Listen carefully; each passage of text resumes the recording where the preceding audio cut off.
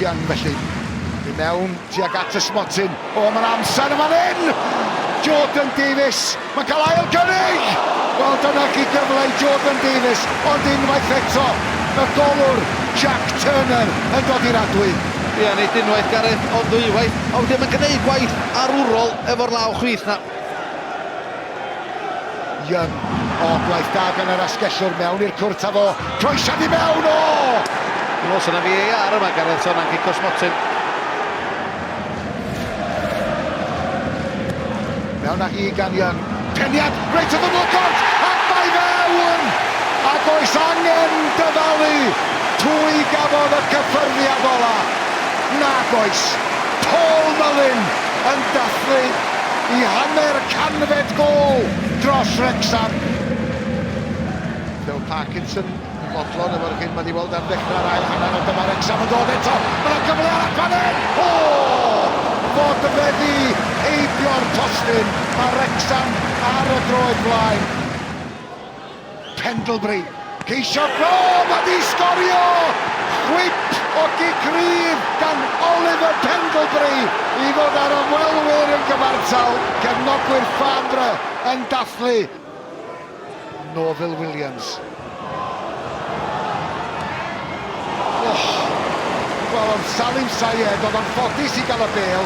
Roedd o hyd i le yn y cwrt Cosby a fi o'r haid i Mark Howard arbed yr ergyd yna. Taliad sydyn gan Mullin.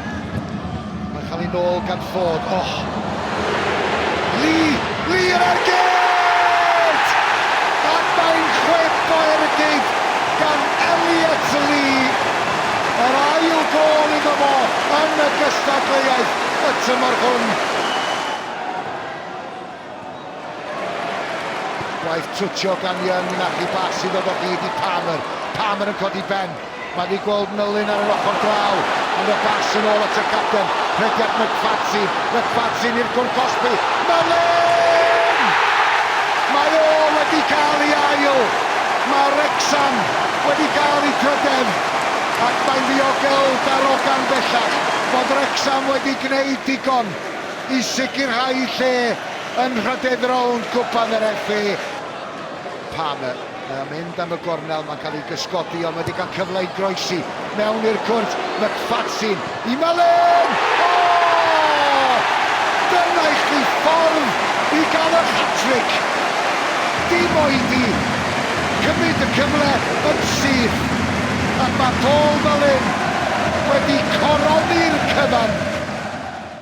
Paul, you've got the match ball there, hat-trick for you, but it wasn't an easy game.